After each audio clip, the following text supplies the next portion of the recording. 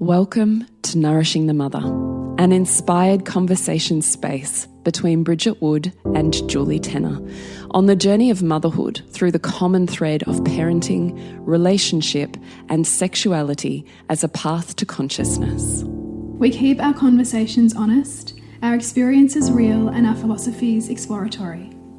We believe that in order to raise incredible humans, we first have to raise ourselves. We know that in order to rock the family, you've got to nourish the mother.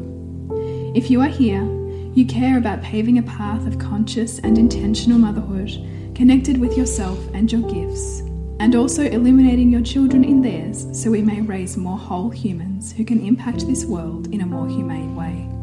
If you desire to integrate your learnings practically and supportively, head on over to bridgetwood.life or julietenner.love to go deeper.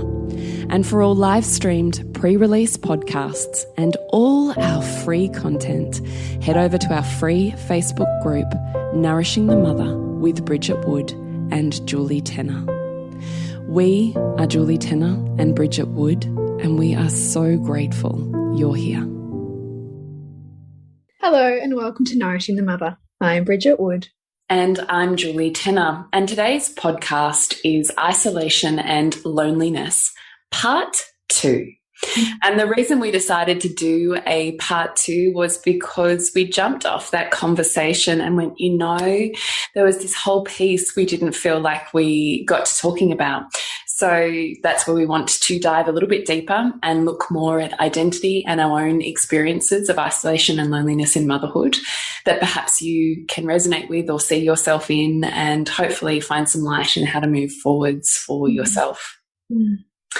So before we do that, we'd love to remind you to jump onto nourishingthemother.com.au, scroll on down to the red banner, drop in your email address, and we will make sure that we keep you in the loop with what we've got going on, so you are a click away from being able to dive deeper where your heart desires. So nourishingthemother.com.au.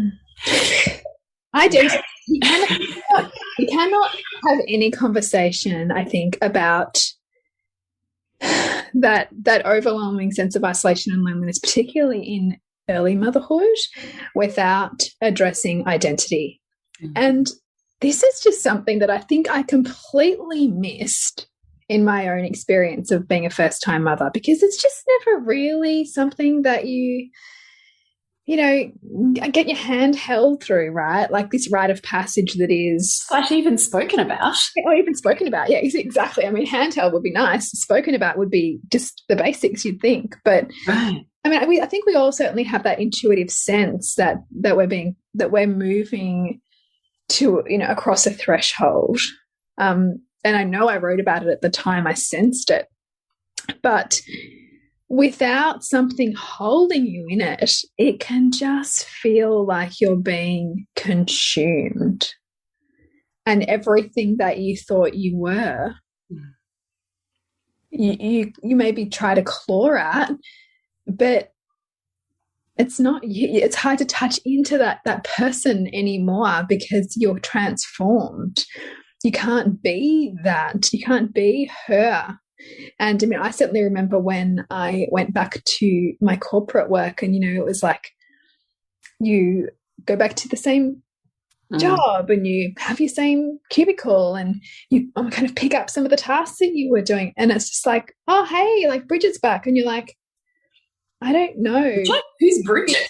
Well, I don't know who you think I am now, because I'm not the person who left. Because you always have one foot in your mothering and one foot in this sense of the identity that you're creating for yourself. And certainly if you're on this conscious parenting path, who you are as a mother deeply influences who you are as a woman. So I really want to give space to just acknowledging that as a transition. Well, I think it's the weirdest kind of twilight experience, isn't it? Because you don't look externally like you've changed. Not at all. Despite the fact, of course, you had a belly and then you don't. But other than that, there's no outward sign that seems to signal to the world, I've just changed. I've just gone through something massive. That at other points of transition or rites of passage we might otherwise have, menarche, puberty, marriage, death, extreme illness, loss of limbs or ability, like very external measures that the rest of the world can kind of grasp onto or have a window that says, I can meet you in your change because I'm sure that's where you're at. Whereas motherhood, it doesn't seem to be recognized as something deep and transformative, potentially filled with grief and pain and suffering and isolation and loneliness, despite the fact that she could be in a room of people and have someone around her every day. Right? Like, we don't acknowledge that because we're supposed to be so happy about the blessing of the baby. So I just see that women get really lost, which is what I hear you speaking about, in that it's been such an enormous psychological shift, and yet nowhere is that recognized for them outside of themselves, and potentially they don't know that either. Yeah, and I think, they don't know that either, and it's not recognized outside of themselves because our structure of motherhood is largely defined by the patriarchy, and our structure of work is masculine generally, unless you're in more of a caregiving or caring or nurturing kind of role or a creative role. But if you have come from the world of the 9 to 5, then that is not an embodied feminine experience, and mothering and birth take you perhaps to the most embodied feminine experience you've ever had in your life. And so you're asking yourself to try to fit into something that can't really see that experience or give that experience any kind of reverence, which is what you often need in order to integrate it. Yeah, totally. So it's this identity shift and this, which is what we touched on last week's podcast, but that we wanted to string and tease out a little bit because we didn't feel like we were as concise as we could be, because we kind of talked around it, but not specifically, because we talked around the concepts of needing to validate your own experience and see you first. And you can't ask the outside world to give you something that you're not giving you, and that the sense of isolation and loneliness, even when, and particularly in that particular listener's case who was writing the letter, and look, I don't even know if she was talking collectively about her friends or if it was herself, but let's say it's the experience of, I have care 3 days a week and I have mother's group 1 day a week, so I'm around people 4 days a week. And she's still experiencing what feels like, I don't know what the word is, a deep or a sludgy or a hard, phase of isolation and loneliness. And she's like, what is this and how do we move through that? And we talked about it in terms of, you can't ask externally for something you're not giving yourself. True. But where we wanted to take this was also the step beyond that, which is when you are surrounded by people and you've got, in inverted commas, all of the privileges that you should be happy with and you're not. It's because you're still looking for you. Oh, I have the most potent, as you said that, I have the most potent memory dropping in of me walking to the train station, and it was like, my son must have been like maybe just over a year old, and it was just as I'd first gone back to work, and I remember walking on the street and just crossing the corner and had this sense of overwhelming grief, but also that the should that says, but I have everything. I should just be happy with this. What is this deep gaping hole in me right now? Yeah. And that's what I couldn't put words to then, which is this clawing at some semblance of self when you're so deeply, I think in love with your child and in love with being their mother, but also knowing that there's more to you than that. But you still don't know who that is or what that is or how to even see and claim that, let alone the world see that. Totally. I mean, you between the two of us are most recently closer to, I know Pearl's nearly 2, but Gwen's nearly 4. So I also want to say this, listener. I know this is the most cliche thing you could ever possibly hear, but I promise it does get easier too. Yeah. That, yes, the same degree of challenge exists. Yes, you know, you're just changing nappies for defiant teens or whatever. Like, it's not that the construct of parenting, I think, that the pressure or the transformation or the process you go through lessen. They don't. But what does change is the amount of personal space that you have, and how much your body is your own, and how much they want to be on their own as opposed to with you. Those things change enormously as children grow. You know, by 2, they're starting to do that. By 3, it's really more of a walk in the park. And by 4, pretty easy by then. They're doing a lot of stuff in their day on their own. Yes, except the triggers can get harder depending on, you know, your own story, obviously. Yeah, but I'm not saying the degree changes, but personal, yeah. So you start to find more pockets of you because you have more time to find you. You have more time to do the work in the world that you want to do, or serve the community that you want to serve, or do the art that you want to do, just by virtue of the fact you don't have a Klingon Velcro child on you.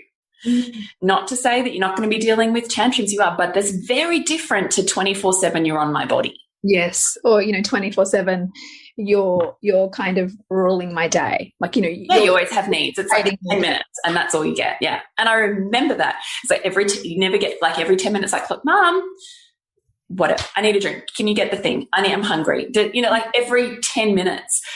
I don't, like, that's almost like psychological torture if you don't have a bigger vision for that.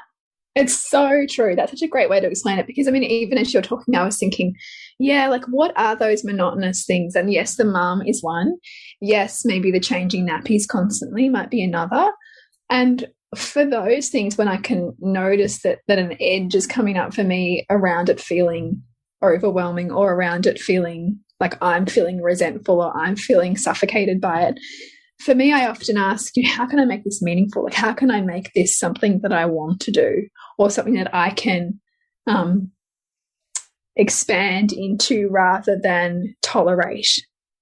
And even changing nappies for is one of the things where I think this is a beautiful example, a beautiful invitation to give deep care and to teach consent, and to have a conversation with my child rather than do something to them that I know stacks up and is really aligned with my values. So that then changes it from being just this thing I have to do and get done to something meaningful for me. And so I find that helpful, like, when we're hitting those places. And so the same thing can be with that constant mom, like, okay, well, how do I turn this into something that I can be open to and find joy in, dare I say. I mean, you're not going to find joy in with all of it, and I don't think it's particularly helpful when you hear older like ladies say, oh, just like soak up and enjoy every minute, when you often can't do that realistically, right? We're going to swing from like being infatuated with our child and resenting them. But I also I'm fascinated by the experience of grandparents too. As you know, I've always been fascinated by the experience of grandparents because I didn't really have them growing up. I only knew one of my 4 grandparents, and she was fairly distant and not someone that we ever spent very much time with at all. So largely I kind of feel like I didn't grow up with grandparents. My husband, on the other hand, grew up with comes from, this is where I think it's so interesting to look at your lineage, right? The patterns of your family. So I'm from generations of motherless mothers. And so, you know, grandparentless grandchildren. Like, there's just this motherless, parentless pattern that I can see through my mother line. And through my father's line, really super absent. But when I look at my husband's line, super involved parents, super involved grandparents, generationally. So I kind of have always had a fascination, as you know. I've always known families chocolate, despite the fact I haven't always wanted to own that.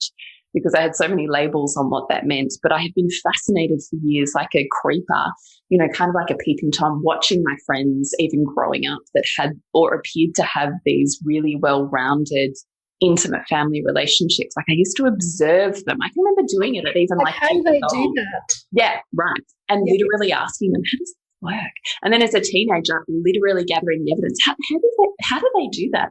How does their family work? How often do you guys go away? What do you think the secrets are? I would literally, through my whole life, I've asked these questions. I love that you have, because I've asked a similar version of question, or even just the memories that come in for me. Like, why was I so fascinated about that particular family, and why was I, you know, like, because it just shows you what it is. Yeah, right. That's kind of exciting. So I've always been fascinated by grandparents. Where was I going with this? About what grandparents say about these. Oh, yes, thank you. Thank you for bringing me around. And so I'm fascinated by the experience of grandparents, and what I have noticed in my, very subjective research / questioning of every grandparent I've ever seen is that it is a joyful experience and removes all of the drudgery and the suffering of parenting, and all you're left with is sheer joy. Oh, isn't that beautiful? And so when I think those older people say, oh my gosh, just cherish it, it's because they have this heart yearning to be back there. This is where I feel like I try and in my mind's eye snapshot my everyday monotony in some form, because one day I know I'm going to be that grandparent in the, nursing home who would want nothing more than to time travel and just sit in the lounge room of the house of buzzing children and people and everyone doing their own thing. We will miss the everyday. I won't want to go back to go to a, holiday to Paris. I'll want to go back just to be in the everyday connectivity that is my current reality, right? Like I can feel that yearning, the mayhem, and that desire to press pause on time. So one that reminds me to take moments of deep presence when they come around, because I know I'll miss the everyday. I've been around death long enough and spoken to so many people crossing over enough times to know that is absolutely, like, they never miss the huge thing. What they miss is the tiniest of moments that blink and you'd miss it, right? But I think when the older generation people say, just relish every moment, I feel the mother rage in that as well, of being like, fuck you, because this is really hard. And that's so lovely that you just look at it with this rose-coloured, golden lensed, vision. One day I'll be there. Yeah. Right now, I need you to see how hard it is, and please help me. Yes. Like, so I can see it both ways is more my point. Yeah, I love that, because because you can, right? Like you can see where they're coming from, but also like don't dismiss their experience. Yeah. And you should be so lucky. You should really take more time. You don't really have to be that blah, blah, blah, whatever. And I just see it as so much shame in a lot of ways. I know it's coming from a place of nostalgia. Yeah. But it's very shame-inducing for the mother in the moment who's really struggling and yet again is not seen. Yeah, and who often internalizes it as judgment, like particularly from the mother-in-law, for example. Yeah. Who perhaps has all of the right answers, or, thinks you should be doing things differently. Yeah, totally. So I would just say that there will be a time at which you will be able to go slow, and it can, I think, include the nostalgia of your time with your children, and it can be in a gifting back of that to your grandchildren. So I also think don't shame yourself in the here and the now, because parenting is a totally different gig to grandparenting, and they forget. Yeah. They do. They really unless they spend a lot of time like doing some parenting for you, and then they remember and are quite happy to go home to their, quiet house. Yeah. In actual fact, one of my son's assistant coaches is a grandparent. So my son is coached by a son-in-law and father-in-law team, and they're just divine. And they've moved back in with, so the couple who have little children have moved back in with her parents for a year to save money to build a house. And so I was speaking to the grandfather, who's the assistant coach, and I was like, my God, how is this experience for you? Because they're little, they're like 10 months and 3 or something, 2.5. And he was like, oh God, I just want to go back to being a grandparent. He's like, no, now I have to like discipline him and stuff. And it's like, I don't like it. I've done that already. I just want to enjoy him. And I'm not now. And I'm like, oh, yes, this is the difference from parenting to grandparenting. Yeah. So I just really want to reflect that for it doesn't have to be right now. It's coming from a good place. You will be able to pay it forwards when you are old. Just take tiny moments to take those Shutterstock, images in your own mind that you can return to. And I think that's, you're doing the best you can in any moment. And that is always enough. Always. I love that reminder, because I've got a memory of, maybe it must have been about, I think probably 2.5 years ago, and just having this overwhelming welling up of emotion as I was reading a book to our son and my husband was reading a book to our daughter, because we'd had 2 children then. And I had this overwhelming sense of like, oh my God, like this all ends. Like this all ends. And so it just was like this, you get those waves of realization sometimes, and it just helps you crystallize, I don't know, like just the sanctity of those simple moments. Totally. And it can really change your experience, of what hard feels like as well, when you can put that lens on it. Totally. So I was trying to remember what a time at which my isolation and loneliness was at its worst. And I do think that it was with my first child. I think there's something about that first rite of passage, and depending on how well you integrate it or move through it will probably depend on how long that season of isolation and loneliness lasts for you, and whether you process through it in a way where you gather or collect along the way what you need to, or whether you repeat and find yourself back in isolation and loneliness with each child, because I don't think that it has to exist that way. Like, I know I have 4 children and life is busy, but I could still have 4 children and feel deeply lonely and isolated, and I don't. I've never felt more connected. I've never felt like I deeply, deeply, deeply love my own presence so much that I'm not ever lonely. Like, that sounds so like vomit. Even as I'm saying it, I'm like, oh God, Julie. But I think that's the difference, is that I really love who I've become, and I like spending time just with her. So even in that minutia, and because I think also having a child who's 15, it does make me realize how fast it is. And so it does make me hold on to that almost grandparent-like sense of preciousness with Gwen. So again, I don't feel lonely. I just feel in this bubble. So I find it hard to sometimes place myself back there, but I have definitely been there. I would also say now when I'm lonely, I check in with myself and go, oh, okay, I haven't made time to see friends because my social value actually sits relatively low on my hierarchy of values. So it's often a spinning plate that I forget about until I go, oh, I'm lonely. I have no friends. No one's around me. And then I'm like, oh, Julie, because you're not caretaking that value. So do you want to? And then I bring that plate forwards and I lock in, play dates or catch-ups or coffees. And then I'm like, oh, I'm not lonely at all. In fact, I have too many friends to catch up with.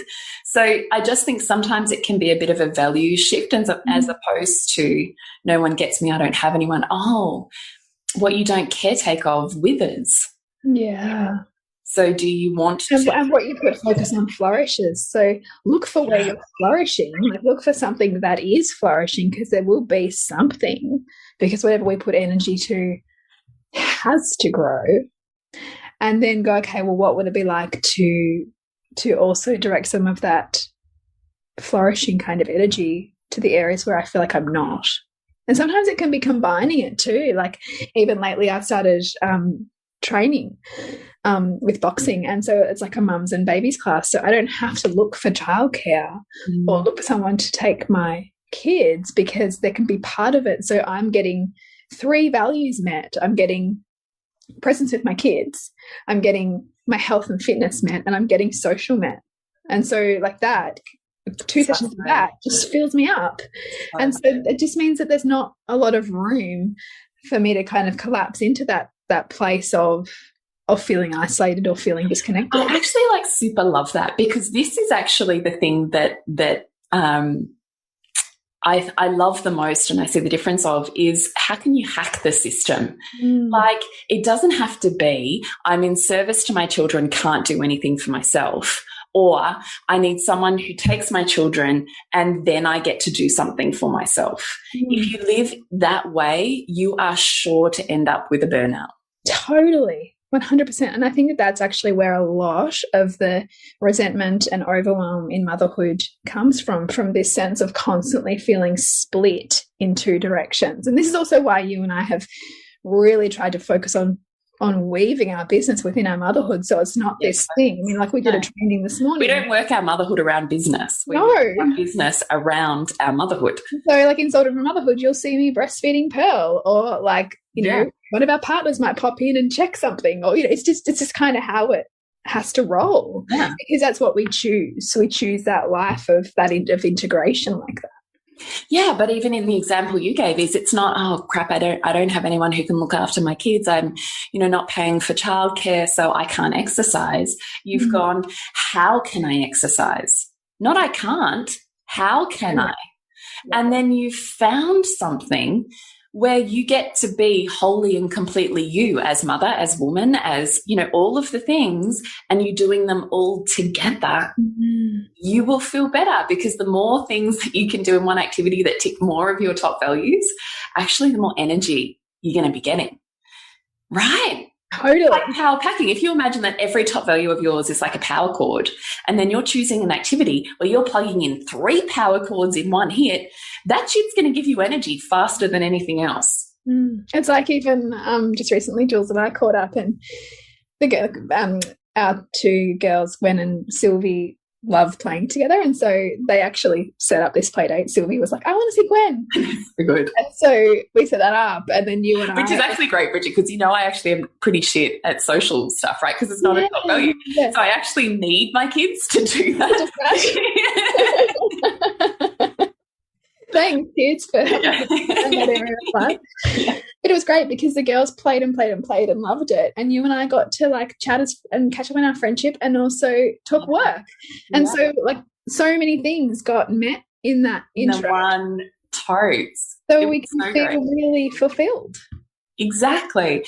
So I really also just want to reflect that in this phase of isolation and loneliness too, is instead of I can't, I would ask, how can I? Because there's always a way. There's always a way.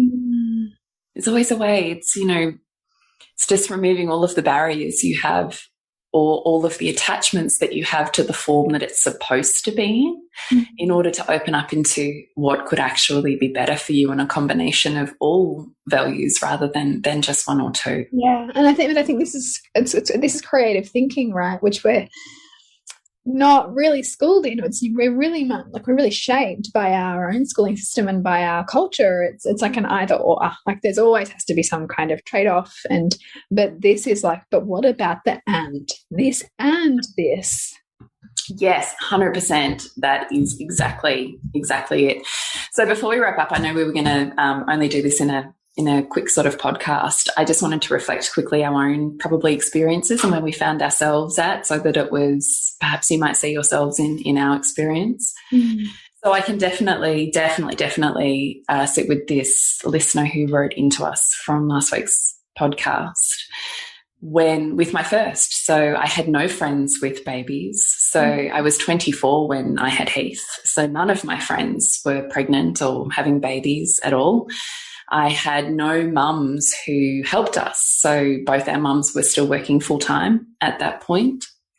And I had a pretty fractured relationship with my mum, and I was pretty fucking edgy with my mother-in-law. Like, I actually had a really heartfelt moment with her several months ago or a couple of months ago, where I reflected to her that I've really looked over the course of our relationship, because now I just see actually how extraordinary she is. She still can trigger me, but what I realized is it was more my barriers to her than it had anything to do with who she was or how she is, right? It was just me and my woundedness. And I can see it with such clarity now that I really just wanted, I mean, she's the sweep it under the rug person. So it was a deeply uncomfortable conversation for her. But I was like, I have to tell you this thing. I'm just going to love it. Yeah. Because this is who I am. So, I say the things that no one's supposed to say and, aren't politically correct or, no, not politically, but aren't polite or, that's me. And so anyway, so I said to her, I've realized that the reason why I struggled with you so much or with our relationship was because I had never been mothered before. And here was this woman who mothered in this like almost overly mothering, like hugely, like just kind of the perfect mother archetype, the too good mother, and who just wanted to wrap you up and, cook and and talk to you every day. And I was like, whoa, back the fuck off, lady. Like, because it was easier to say fuck off than it was to initially feel my, it's almost like the gremlins that protect the gate, isn't it? It's like the initial like, I can't handle it. Oh, you're so frustrating. Why the fuck do you do that? Which really is just the protective ego of the wound that sat behind that. That was like, fuck, this exists in the world. What would that mean if I saw that or I let that in? Because I had such an identity built on being a motherless child, really, right? Yeah. Anyway, so I reflected that to her and she, teared up, and then we quickly had to move on, and I just smiled. And it made me think of myself back then as the first. So when I say I had no mother's help, I think she wanted to. But I absolutely was intolerant of having her presence around. And if I could give you any wisdom from my experience of 15 years of parenting, it would be that the relationship that you set up with your first child becomes the relationship or the set of standards or protocols or whatever you want to call it, dynamics that will continue for the rest of your life. So I locked her out. I made her know she wasn't welcome here, and neither was her advice. And neither was her opinion. And really neither was she, because I was so irritated by her. And really, I smoothed that over with all my conscious parenting, reasons about how wrong she was. But that was just some fantastic ego protecting, wound protecting, well-cultivated schmoozy language to explain a behavior within me that I felt justified in then, that now I couldn't justify. God, that's such growth. Fuck. And the reason I say that is because I wish she was more involved. Like I wish that I had set a different, I don't know if dependency is the word, but a different context for your relationship? Yeah, maybe. I'm trying to work out exactly what the word is, but you can't be super self-sufficient and not need anyone and then be pissed off that they're not helping you. Because you've made it pretty clear you're a self-sufficient island, and whatever you try and do, partners or parents, right, is like disappointing. And frankly, irritating as fuck, maybe even ignorant. That person, and so that person's not going to continue to. They're not going to continue to show up because you're just meeting their hurt then, and they're going to retreat. Yeah. So I set up a boundary with her that was pretty much don't come. And look, that's been basically how it's rolled for the rest of my children. Yes, I've changed the way I see her. Yes, we have smoothed and eased, and I've grown in heaps of ways. But had I been more dependent on her to begin with, she probably would have taken on more of a parenting role, because I can see that's their lineage. Like, her mum was deeply involved with my husband and his sister. Like, they almost lived together. And my mother-in-law really would be lucky to see my kids once a term. That hurt now, thinking like that. Well, the funny thing is, I mean, the universe abhors a vacuum, right? So whatever space we would have taken up in her life is filled by her other top values.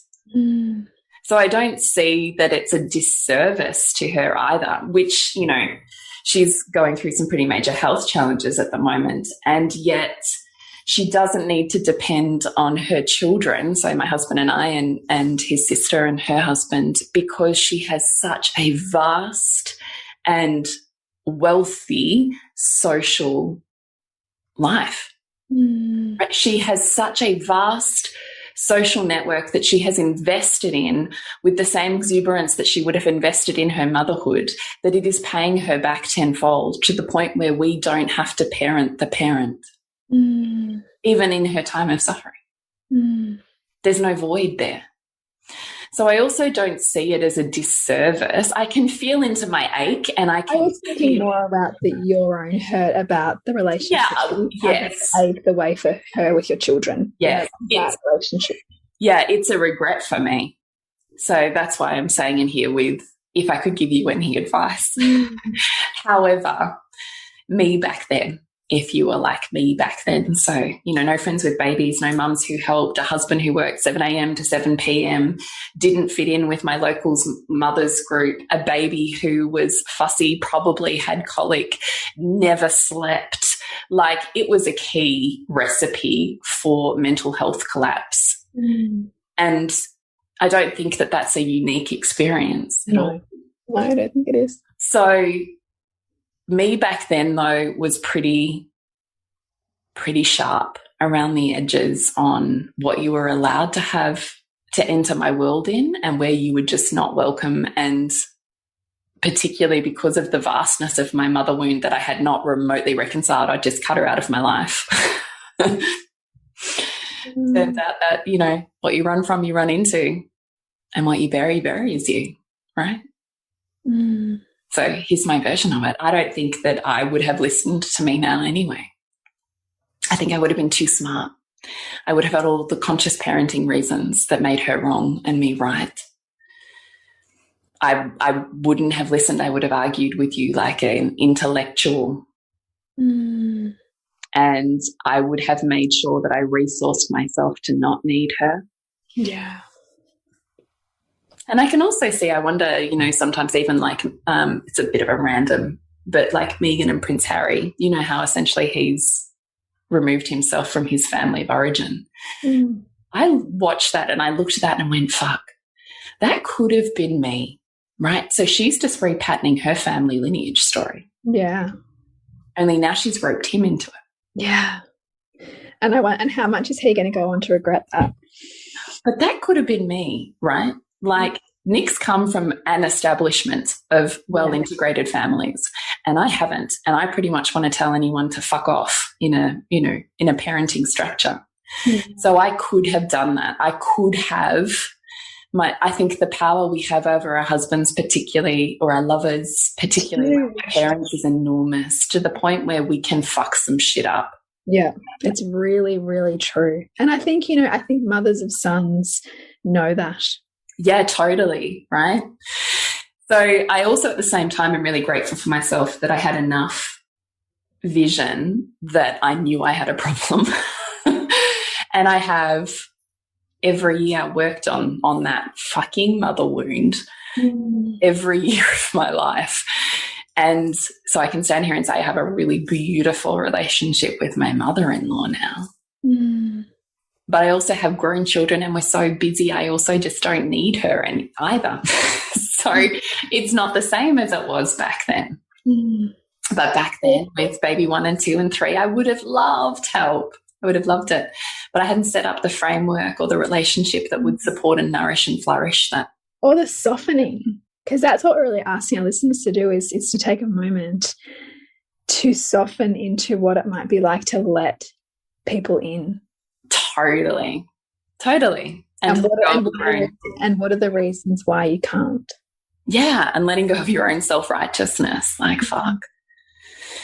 My sister used to call me, it was the biggest jab she could possibly give me was how self-righteous I was. And I was like, I am not. I am like one of the most conscious people I know. Oh, that's so good. The shit our psyche comes up with. And now I'm like, oh, I see it. Now you're just as conscious of your unconscious, right? So I really wanted to reflect to you that are you able to let people in? Are you able to move past your own projections? Can you feel the love that that person has for your child and go below their surface or your surface in order to feel that intention and move from there? The other thing that I had found along the way that works super well for just communicating and making sure that the time, which is what we had talked about last week, that the time you're having out or with help is of the greatest service and nourishment to you. Because if you are having time with people around and you are not feeling refueled at the end of it, there's something wrong with that. That needs to change. Yeah, so that you can actually use that as regenerative time, not more taxing time out. Exactly. So the framework that worked really well for me with my mother-in-law, because we were literally coming from two different worlds. Literally. Well, not literally, but metaphorically. We're an alien. No. It felt like it, though. It really did feel like it. Was that I used the framework of when she first arrived, was like, hey, so today I was wondering if you could A, B, and C so that I can X, Y, and Z.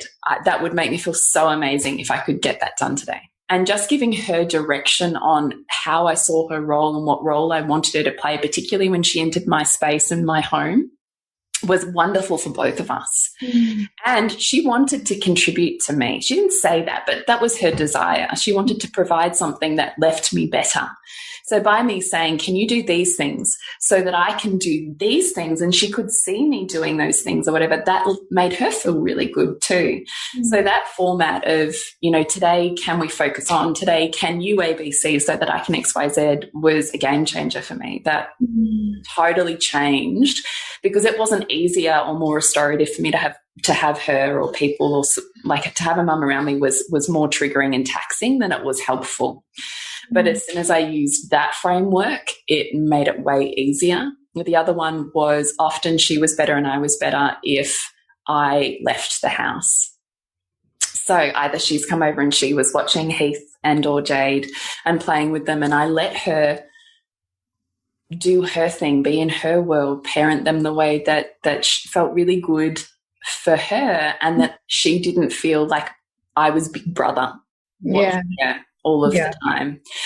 And then it meant that I could have deeply restorative time, and I made sure I used that wisely. It meant that I wasn't around the house just cleaning or doing what felt like mundane or meaningless unseen work, that I would go to the library and read a book or listen to music or do some work, or just getting out of the house, I think can be really beautiful. Also, I know that we've touched on this before in a podcast, Bridget, that I think you spoke about, which was, can you love your exhaustion? Yeah. Can you love what it brings you, where it takes you, what it offers you? What it strips back often. Because sometimes when you're exhausted, anything that's, superfluous, drops away, because you can only meet your primary needs and the primary needs of the family. Totally. So I just wanted to leave you with like our conversation of top values and how many energy cords can you get in one activity, which was, do you know what lights you up? and where your energy comes from. Because it's not true that you're exhausted all of the time and that you're lonely or isolated all of the time. It's not true. There is a counterbalancing moments in your day. When do they happen? What are you doing when they happen? When you're joyful or grateful or filled with purpose and meaning and energy, when you get a zap of energy, when someone says something, when you enter a conversation around this topic, when you do this thing, it's really important. It may or may not be in motherhood. Yeah. So if it's not, how can you weave it in? How can you, you and I love to like pop the AirPods in and listening to something inspiring, or bring dance into our day, or, beauty, or whatever that is, whatever kind of, brings your life, because our kids want to see the sparkle in our eye. They want to know what the blueprint is to maintain that or to get there. And they see that when we do it for ourselves. Totally. And as we have said in so many podcasts over the years, energy is infinite when you know its source. If you know what chords you have and when you plug them in, what it gives you, that is the key to your life. Yeah. 100%. So go find what those chords are and plug them in. Plug several at once. Amazing. Yeah. Blow some shit up. You can't buy a pill on that. You just can't. So please go and do that. And once again, please find your people. I promise they exist, even if you think they don't. This is my little plug because I promise they do. Beautiful. So, Bridgie, anything you want to leave us with before you take us out? I think I love the way that you ended that, in terms of looking for where you're not exhausted, looking for where you're not feeling isolated, looking for where you're not lonely, like where there is some connection, and expand into that using the bit of a blueprint that we've outlined here. So you can connect with us on nourishingthemother.com.au, Nourishing the Mother on Instagram and Facebook. If you have a podcast request, please write to us. We absolutely adore it, and we would love nothing more than to be able to take our answers or this podcast in the direction of where would be most helpful for you. So please reach out. And to connect with you, Jules, is julietenner.love. And you, Bridge? I'm at bridgetwood.life. Remember to nourish the woman to rock the family. And we'll see you next week when we continue to peel back the layers on your mothering journey. Thank you so much for listening. We literally couldn't do this without you. Please share this podcast with anyone you think it would be medicine for. If you desire to integrate your learnings practically and supportively into your life, then head on over to bridgetwood.life or julietenner.love to go deeper. And if you feel like giving back a little to this free content, please rate us on iTunes or Facebook, all of which helps the podcast reach more mamas who need this type of tonic for the soul.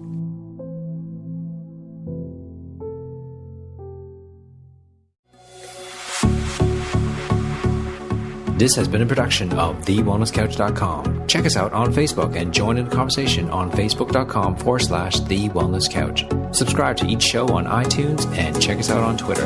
The Wellness Couch, streaming wellness into your lives. Whilst the Wellness Couch presenter endeavor to provide accurate and helpful information to their listeners, these podcasts cannot take into account individual circumstances and are not intended to be a substitute for health and medical advice from a qualified health professional. You should always seek the advice of a qualified health professional before acting on any of the information provided by any of the Wellness Couch podcasts.